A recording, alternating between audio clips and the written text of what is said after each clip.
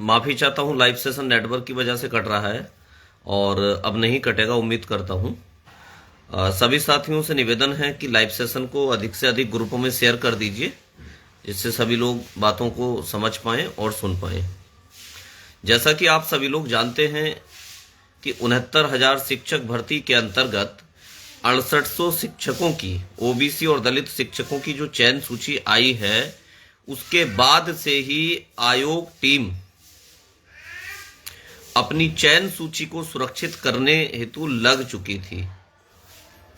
लेकिन दिन बीतते गए, उसके बाद कुछ चीजें ऐसी हुई जो आपके सामने आई। हम लोगों को बदनाम कर दिया गया और यहां तक कि जो लोग हैं, जो 6800 की चयन सूची में लोग हैं, वो भी हम लोगों के लिए गलत गलत बातें करने लगे। हम लोगों पर आरोप लगे, इस्पा गैंग। मैंने कभी भी लाइव आकर के उसका कोई जवाब नहीं दिया, क्योंकि मेरे अंदर और मेरे जितने भी साथी, मैंने उन लोगों को यही सिखाया है कि कभी भी बेवजह आरोप प्रत्यारोप ना करें। कोई गलत बोले या सही बोले, इससे फर्क नहीं पड़ता है। फर्क यदि अगर पड़ता है तो फर्क इस चीज से पड़ता है कि जिस उद्देश्य के लिए हम लोगों ने ये ग्रुप बनाए हैं, या जिस उद्देश्य के लिए हम लोग एक साथ एकत्र हुए हैं, वो उद्देश्य चाहे किसी भी माध्यम से, किसी भी तरीके से पूरा होना चाहिए। सभी लोगों की यही याचना थी कि ये लोग पीछे हट जाएं। पब्लिक के लोगों ने कहा आप लोग पीछे हट जाइए। हमने कभी उसका दुख नहीं जताया। हमने कहा ठीक है, काम से मतलब हम लोगों को है, सिर्फ काम होना चाहिए। जो उद्देश्य प्राप्ति हमारी है, वह उद्देश्य प्राप्ति होनी चाहिए। सब लोग एकदम झांसे में आ गए कि अरे ये तो इस्पा जाते हैं, इस्पा गैंग है, ये है, वो है। लेकिन आपने भी देखा होगा, आपने हमारे धैर्य को देखा होगा कि हमारे ही ग्रुप में इस तरह की बातें लिखी जा रही है हमारे विरुद्ध, लेकिन फिर भी किसी भी तरीके से हम आग बबूला नहीं हुए। ये हमारा धैर्य है और धैर्य था। उसके बाद आप सभी लोगों ने ये चीज देखी कि तरह तरह की बातें हुई कि कोर्ट के बाहर कार्य हो जाएगा। आप लोगों को भी विश्वास हो गया। विश्वास होना जायज है, क्योंकि नेतृत्व करता जैसा दिखाता है वैसा ही लोग मानते हैं।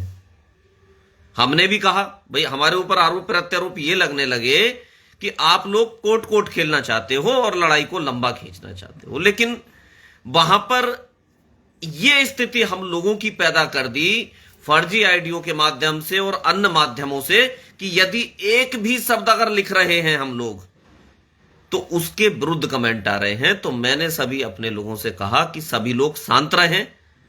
आखिर उन लोगों की जीत भी अगर होती है तो उसमें भी हमारी जीत है।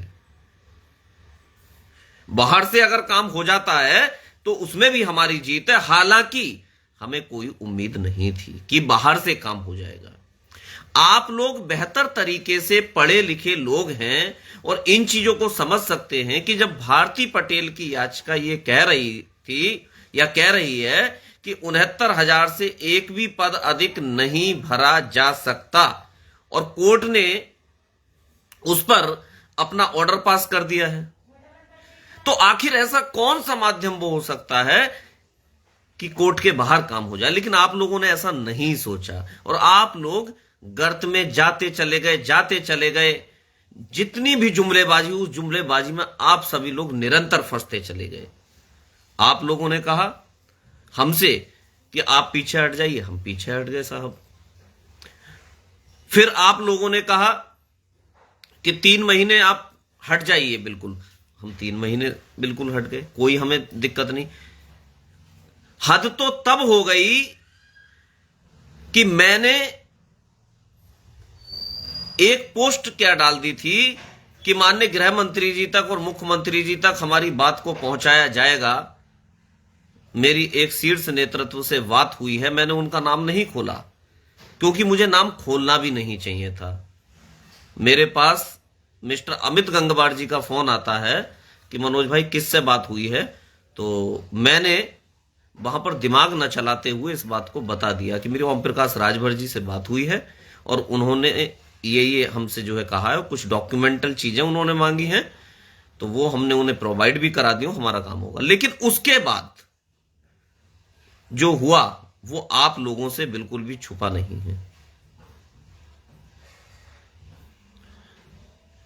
और हमारे अंदर एक चीज है, हम जबरदस्ती लोगों को समझाने की कोशिश नहीं करते हैं। हम जबरदस्ती कहीं पर घुसने का काम नहीं करते कि ठीक है यार, अब जब लोग ही नहीं मान रहे तो ठीक है, करिए आपको जो करना है।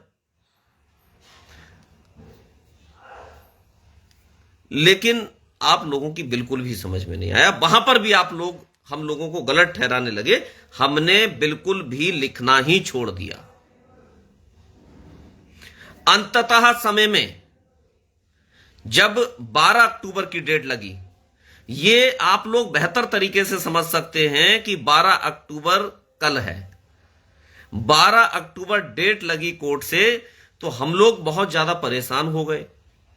हमारी टीम के लोगों ने कहा, भाई सुयस मौर्य ने भी हमसे कहा कि यार किसी भी तरीके से देखिए जल्दी डेट लगवा लीजिए। अब हमें नहीं लगता है कि कोर्ट के बाहर कुछ भी संभव है। तो हमने कहा ठीक है, इसके लिए हम प्रयास करते। प्रयास किया गया और उस प्रयास के बावजूद आप लोगों ने देखा डेट लगी। उसका श्रेय लेने के लिए लोग होड़ मचाने लगे। हमें उसमें भी कोई प्रॉब्लम, हम पता है हम लोग इस तरह के हैं कि हमें कोई फर्क नहीं पड़ता यार, कोई श्रेय ले जाए, कोई कुछ करे। उसके बाद फिर वही स्थिति हुई, लंबी डेट जा रही थी। तो भाई प्रशांत पटेल जी एवं अन्य मेरे सभी साथी लोग कहने लगे कि भैया किसी भी स्तर से इसे जो है चीजों को यार सॉल्व कराइए, मैटर बहुत लंबा खिंच जाएगा और हम लोग बहुत समस्या में हैं। यहां मतलब इस बात से नहीं है कि कौन सिरे ले रहा है, कौन क्या कर रहा है। मैंने अपने संपर्कों के अनुसार केंद्रीय शिक्षा मंत्री माननीय धर्मेंद्र जी से अपॉइंटमेंट लेने की बात कही। उसमें एक अन्य भी माध्यम थे, उन्होंने अपॉइंटमेंट हमारा फिक्स कराया।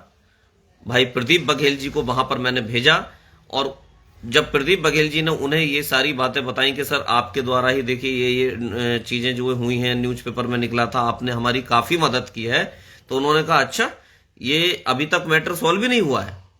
तो हमने बताया प्रदीप भाई ने कि नहीं अभी तक सर मैटर सॉल्व नहीं हुआ है और हम लोगों को अभी केवल अधूरा न्याय मिला है, संपूर्ण न्याय नहीं मिला है। लाइव सेशन को शेयर करते रहिए आप लोग। तो उन्होंने कहा ठीक है मैं बात करता हूं और इसे जल्दी से जल्दी कराता हूं। उसके बाद आप लोगों ने रिजल्ट भी देखा कि मामला असाइन हो गया, कोर्ट में मामला असाइन हो गया, मतलब टाई अप हो गया बाद में कि अब इस मैटर को अंत समय तक यही सुनेंगे। माननीय जज साहब जो इस समय है प्रेजेंट में वही सुनेंगे, पंकज भाटिया सर। तो यह हमारे लिए बहुत खुशी की बात है कि किसी भी तरीके से मामला अब ज्यादा लंबा ना चले, ये तुरंत के तुरंत वो होना चाहिए। उसमें भी हमारे अंदर चीज ये है कि हम लोग ज्यादा शो अप नहीं करते हैं, ना ही दिखा पाते हैं चीजों को, जरूरत ही नहीं है, हम ऐसा मानते हैं। बाकी लोग जैसा माने वो उनकी इच्छा है। हमने किसी को ये नहीं बताया कि हमारी मुलाकात होने जा रही है, धर्मेंद्र प्रधान जी से मुलाकात होने जा रही है, ये है वो है, आप लोग मदद करिए, ये करिए वो करिए, नहीं, कोई मतलब उन बातों का नहीं। मतलब इस बात का है, मैं पहले ही बता चुका हूं मेरी और मेरी टीम का, कि सिर्फ और सिर्फ हमारा जो अंतिम उद्देश्य है उसकी प्राप्ति हो, बस। अभी भी लोग हमारे पास फोन करे, उन्होंने बताया हम लोगों को कि जो है भैया आपको झूठ तो बोलना पड़ेगा, पैसा ये लोग तभी देंगे। हमने कहा कि हम कदापि किसी भी कीमत पर कोई भी सेंटेंस झूठ वाला बोलेंगे ही नहीं, चाहे कुछ भी हो जाए। यार यहां सब समझदार लोग हैं, मैं ऐसा मानता हूं कि पढ़े लिखे लोग हैं, शिक्षक बनने के लिए जा रहे हैं, वो सच और झूठ में अंतर नहीं कर सकते क्या? और मैं ऐसा कोई झूठ क्यों बोलूं जिसके बाद मुझे उसका जवाब देना पड़े? या मेरी टीम क्यों बोले? हमने अपने लोगों को साफ मना किया कि नहीं, हम किसी भी कीमत पर झूठ नहीं बोलेंगे, चाहे पैसे की रफ्तार कुछ भी हो। और ये वास्तविकता मैंने देखी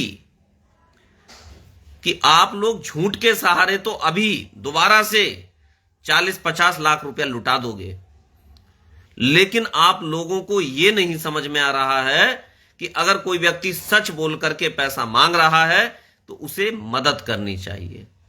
आप लोगों की नहीं आ रहा समझ में। कल भी इच्छा जताई थी मुलाकात करने की माननीय दिलीप मंडल जी ने। दिलीप मंडल जी को आप सभी लोग बेहतर तरीके से समझते और जानते होंगे, तो भाई प्रदीप बघेल जी को वहां भेजा गया। हाय हल्ला हमारा करना काम नहीं है कि हम जो है फोटो डाल दिए वगैरह, फोटो हैं हमारे पास, लेकिन हम उन चीजों से बहुत ज्यादा बचते हैं। हमारा कार्य करने का तरीका अलग है, पहले कार्य हो जाए उसके बाद बता दें, वो अलग बात है, जिससे कि किसी का इंटरफेयर ना हो सके। आप लोगों ने कोर्ट की स्थिति देख ली होगी कि हमारे हटने के बाद कोर्ट में क्या स्थिति रही, कितना क्या रहा, कैसे डेट लगी, मामला कितना धीमा चला, मामला अनलिस्टेड हो गया, ये सारी चीजें आप लोग समझते होंगे। लोगों ने एक ही रट लगा रखी है कि संघर्ष करना है तो लखनऊ रहना पड़ेगा। भाई एक बात बताइए, लखनऊ हम रह लें, हम सभी लोग अपनी कमाई से अपना घर चलाते हैं और हम चाहते भी हैं कि हमारी कमाई से ही हमारा घर चले, वहां हम रह लें, फिर आप लोगों से झूठ बोल बोलकर पैसे लेकर के अपने घर पर पैसा भेजें, उससे हम अपने बच्चों को खिलाएंगे क्या? हमसे ये काम नहीं होगा, हमसे नहीं होगा ये काम, और इसीलिए हम लोग नहीं रह सकते। बिल्कुल रामफल मौर्य जी, डिस्कस हुआ है, बातचीत हुई है, जो बातें बताने वाली होती हैं वो बता दी जाती हैं, जिन्हें आवश्यकता नहीं है बताने की उन्हें नहीं बताएंगे हम लोग, रामफल जी। तो आप लोगों को ये समझना चाहिए। अब प्रदीप भाई ने लाइव आकर के ये कह दिया कि 12 लाख रुपए, मतलब फिक्स कर दिया अमाउंट कि 12 लाख रुपया आप लोग कर दीजिए, हम लोगों का एक अधिवक्ता ऐसा हो जाएगा जो हमारे लिए काम करेगा फुल पेड जब तक केस चलेगा। तो ये कोई गलत बात नहीं। यदि यहां सबसे बड़ी बात यह है कि फिक्स अमाउंट कर दी, यहां ऐसा नहीं है कि बस दिए चले जाओ, दिए चले जाओ, कितना चाहिए ये नहीं पता, बस दिए चले जाओ, सवाल मत करो, दिए चले जाओ, ऐसा हमारे यहां नहीं है। पैसा आप लोग देंगे, सहयोग करेंगे तो हम संघर्ष करेंगे, और नहीं देंगे तो हम नहीं कर पाएंगे। हम क्या करें बताइए? अभी तक तो आप लोगों के कहने से ही हम लोग चले। आपने कहा कि उन्हें सहयोग करा दीजिए, लाइव आइए। मैंने कहा यार पब्लिक की आवाज है, और पब्लिक की अगर आवाज है तो ठीक है, पब्लिक की आवाज को सुन करके हमने लाइव भी आ गए। यार तुम्हारी हर बात को तो माना है, ऐसी कौन सी बात है जो नहीं माना? और एक बात और आप सभी लोग बेहतर तरीके से जान लीजिए, मेरे पास देखिए पूरे प्रदेश में एक चीज और चल रही है, आप लोगों को बिल्कुल इस बात को समझना पड़ेगा। हालांकि मैं अपने मुंह से कोई भी ऐसा शब्द बिल्कुल प्रयोग नहीं करता हूं जो किसी को भी किसी की भावनाओं को आहत पहुंचाए। मेरे पास एक यादव भाई का फोन आया और उन्होंने बताया कि भैया बिरादरी के नाम पे हमें तोड़ा जा रहा है, हमसे बोला जा रहा है कि आप यादव हो, ये है। यार ये चीजें नहीं होनी चाहिए। मैंने उन्हें ये समझाया कि आप मुझे एक बात बताइए कि जब पिताजी सरकारी नौकरी में होते हैं और उनके 2 बच्चे होते हैं और पिताजी की हो जाती है डेथ, तो दोनों बच्चे होते हैं सगे, उन दोनों बच्चों में नौकरी के लिए विवाद हो जाता है कि नौकरी मैं लूंगा और मैं लूंगा। और यहां हम जाति के नाम पर टूट रहे हैं। हमारी जाति को हम तभी मजबूत कर सकते हैं अगर जातिवाद है भी तो, जब हम मजबूत होंगे। और हम मजबूत कब होंगे? वो होंगे इस नौकरी के माध्यम से। यह बात सब लोगों को समझ लेनी चाहिए। और उस यादव भाई का तभी से हृदय परिवर्तन हो गया जब मैंने उसे यह उदाहरण दिया और यह बात बताई। तो जातिवाद का कोई मतलब नहीं है, लेकिन हमारे कुछ भाई ऐसे हैं जो जाति के नाम से किसी नाम से टूट जाते हैं। इस 6800 की भर्ती में ऐसा तो नहीं है कि प्रजापति लोग बिल्कुल नहीं है, मतलब कम है मानता हूं, लेकिन ऐसा तो नहीं है कि है ही नहीं। लेकिन मेरी आवाज को अगर सुन रहे हो, एक भी प्रजापति से मेरी बात ही नहीं होती है, एक भी प्रजापति से। मैं एक भी प्रजापति की बात कर रहा हूं और ना ही प्रजापति ने किसी ने मुझसे बात करने की कोशिश की। यार हमारा यहां जातिवाद से कतई कोई मतलब नहीं है। यहां तो हम एक नारा लगाकर आए हैं कि जाति तोड़ो और वर्ग जोड़ो, जाति तोड़ो वर्ग जोड़ो, और हम पुनः जातिवाद की अगर बातें करने लगे तो 6800 लोग और बढ़ जाएं, ऐसा हम नहीं चाहते। मैं दावा कर रहा हूं, एक भी प्रजापति से बुलवा दीजिए कि मुझसे मनोज भैया की बात होती है, मेरी अगर बात होती हो तो कभी गया ही नहीं इस ओर ध्यान। उद्देश्य नहीं है ना वो। अभी तो हमारा उद्देश्य 6800 की नियुक्ति को प्राप्त करना है। तो यह बात आप लोगों को बेहतर तरीके से समझ लेनी चाहिए कि यहां जातिवाद सर्वोच्च नहीं है। यहां सर्वोच्च यदि कोई है तो वो यह है कि जो मामला आपका कोर्ट से चल रहा है, कोर्ट से वो मामला निस्तारण हो करके आप लोगों के पक्ष में जीत हो।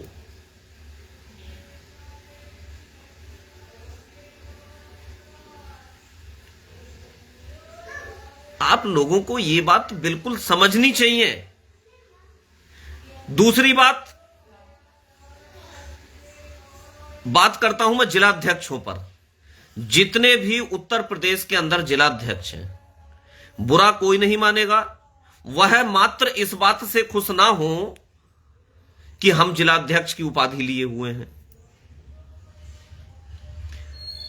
आप यह सोचिए कि जिलाध्यक्ष की उपाधि आपको किस कारण से मिली है।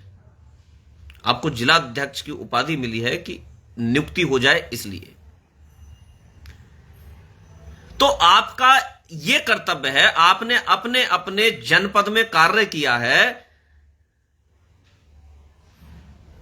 आपने अपने अपने जनपद के अंदर कार्य किया है, आप पुनः एक बार सभी अपने भाइयों के साथ मीटिंग करके सहयोग कराने का कार्य कीजिए।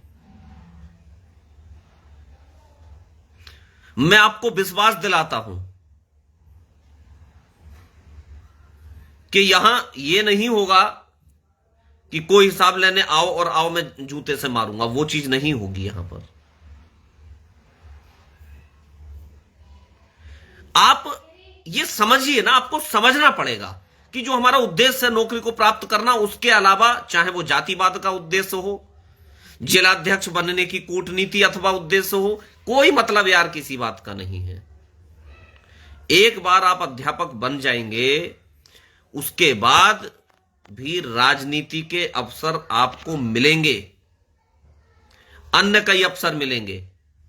तो मेरा सभी जिलाध्यक्षों से यही निवेदन है, जितने भी लोग मेरी बात को सुन रहे हैं, कि आप सभी लोग अपने अपने जिले में मीटिंग करके अथवा फोन के माध्यम से 2-2 हजार रुपए का सहयोग कराइए। पर्याप्त पैसा नहीं आ रहा है और यह बहुत समस्या का विषय है। यह आप जान लीजिए और समझ लीजिए, किसी भी स्थिति में आप लोगों को बहकाने का कार्य हम नहीं करेंगे कि मैं झूठ बोल दूं कि मेरी मुलाकात फला फला व्यक्ति से हुई है और आप फटाफट पैसे दीजिए और मैं ये काम मात्र 15 दिन के अंदर कर दूंगा। ऐसा मैं नहीं बोलूंगा। झूठ बोलकर मुझे पैसा नहीं लेना है, चाहे मिले या ना मिले। लेकिन आप लोगों को यह समझना और सोचना पड़ेगा कि यह बहुत बड़े अफसोस की बात है कि इतना धन एकत्र कराने के बावजूद भी एक परमानेंट अधिवक्ता आप लोगों का कोर्ट में नहीं है, और हर बार इसीलिए प्रत्येक डेट पर पैसा मांगना पड़ता है। आप लोगों की कोई कमी नहीं, आपने पर्याप्त धन दिया, लेकिन एक भी अधिवक्ता ऐसा नहीं है जो ओवरऑल फुल पेड हो। होना चाहिए या नहीं होना चाहिए? होना चाहिए। मेरा सभी डिस्ट्रिक्ट कोऑर्डिनेटर से यही निवेदन है कि आप लोग सच के साथ आइए और सच को सहयोग कराते हुए अपने उद्देश्य प्राप्ति कीजिए। मेरा यही आप लोगों से कहना है कि किसी भी तरीके से किसी भी जातिवाद के चक्कर में ना पड़िए, क्योंकि हमारे टीम के जितने भी लोग हैं वो किसी जातिवाद को नहीं मानते हैं।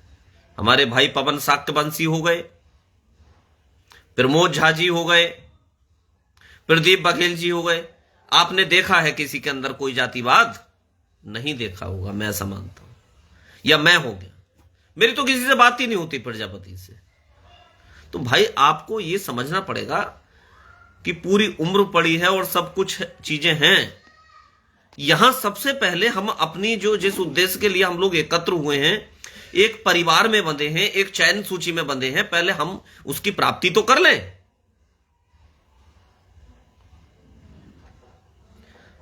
इन सभी चीजों से आपको ऊपर आना पड़ेगा। पवन साक्यवंशी जी लिख रहा है लोगों से मना किया है सहयोग करने के लिए। हां, यह बात भी मेरे सामने आई है कि लोगों को फोन कर करके मना किया जा रहा है सहयोग करने के लिए। हमने तो कभी ऐसा नहीं कहा। पूर्व में भी हमें सब कुछ दिख रहा था कि क्या है क्या नहीं है, लेकिन फिर भी हमने किसी से यह नहीं कहा सहयोग मत करिए। जब ओम प्रकाश राजभर जी से पहले हमारी बात होती थी तो बाद में बात नहीं हुई होगी क्या? लेकिन फिर भी हम लोगों ने किसी से यह बात नहीं कही कि सहयोग ना करिए। हमने तो नहीं कहा। और क्या कहा जा रहा है? कहा यह जा रहा है कि मतलब कुछ लोगों ने जो मुझे बताया कि ब्रजेश पाठक जी ने वकीलों से कहा है कि इन लोगों को फेवर मत करिए। देखिए, एक बात मैं आप लोगों को बता दूं कि जो अधिवक्ता होता है उसकी एथिक्स ये होती है कि उसके पास निर्दोष आए या अपराधी आए, ये उसका प्रोफेशन है। वो उसके लिए दमदारी से लड़ता है, और सीनियरिटी ऐसे ही नहीं मिल जाती है अधिवक्ता को। सीनियरिटी भी उसी आधार पर मिलती है। आप लोगों ने नहीं देखा क्या, जब टेररिस्ट पकड़े जाते हैं तो टेररिस्ट का मुकदमा भी एक अधिवक्ता लड़ता है, क्योंकि वो उसका एथिक्स है, वो उसका प्रोफेशन है। ऐसा नहीं है कि अधिवक्ता को मना कर दिया ब्रजेश पाठक जी ने, अच्छा चलिए ठीक है कर दिया। मुझे एक बात आप लोग बताइए, जितने लोग इस बात को कह रहे हैं कि ब्रजेश पाठक जी ने मना किया है इनसे कि आप उनका फेवर नहीं लीजिएगा, तो मुझे एक बात बता दीजिए भाई साहब, ब्रजेश पाठक जी ने उन्हें फोन किया होगा, यही कह रहे हैं सब लोग, ठीक है, ओके। ये बात कैसे पता चली, मार्केट में कैसे आई? क्या संदीप दीक्षित जी ने बताया? क्या एलपी मिश्रा जी ने बताया? या फिर ब्रजेश पाठक जी ने बताया? किसने बताया? यह भी तो पता चलना चाहिए। भाई मैंने कह दिया कौआ कान ले गया यार, या तो मैंने देखा हो, या तो मेरे सामने की बात हो, या मुझे किसी ने बताया होगा, दो ही तो बातें होंगी। तो कैसे पता चला? ये सवाल आप नहीं कर सकते क्या? देखिए, आप सभी लोगों से मेरा यही निवेदन है, जितने भी जिलाध्यक्ष मेरे भाई लोग हैं, और 6800 की चयन सूची में सभी मेरे भाई भाई हैं, हम कभी किसी के लिए गलत शब्द का प्रयोग नहीं करते हैं और इससे बचते भी हैं, और यही हम अपनी टीम के लोगों को संस्कार भी देते हैं। मेरा यही निवेदन है सभी जिलाध्यक्षों से और सभी जातिगत लोगों से कि अपनी इन चीजों से ऊपर उठ करके सोच करके कार्य कीजिए। एक बार जीत प्राप्त कर लीजिए, आने वाले समय में उसके बाद सारे के सारे मौके मिलेंगे। सभी लोग सहयोग करें। और एक बात मैं और विशेष बोलना चाहूंगा, ऐसे मेरे तमाम भाई लोग हैं जिन्होंने 500 रुपए का सहयोग किया है, उनसे मेरा हाथ जोड़कर विनम्र निवेदन है वो 500 रुपए का और कर दें, से आपका मतलब 1000 रुपए का सहयोग हो जाए। देखिए ये आपके ही लिए है, यहां मुझे यह आवश्यकता नहीं है कि मुझे उस पैसे से अपना घर चलाना, उसके लिए मैं काम करता हूं। प्रदीप बघेल काम करते हैं, राहुल मौर्य काम करते हैं अपने परिवार को चलाने के लिए। लेकिन हम लोगों को थोड़ा और रिलैक्सेशन मिल जाएगा अगर ये नियुक्ति मिल जाए। तो इसलिए आप सभी लोग सहयोग करें, आयोग टीम का सहयोग करें और दूसरे लोगों से कराएं भी। और जिन लोगों ने 500 रुपए का सहयोग किया, मेरा उनसे निवेदन है कि वो अपनी सहयोग राशि को डबल कर दें। ये आप अपने लिए कर रहे हैं, हमारे लिए नहीं कर रहे हैं, इस बात को आप समझ लीजिए। चलिए इसी के साथ सभी भाइयों को नमस्कार, जय हिंद।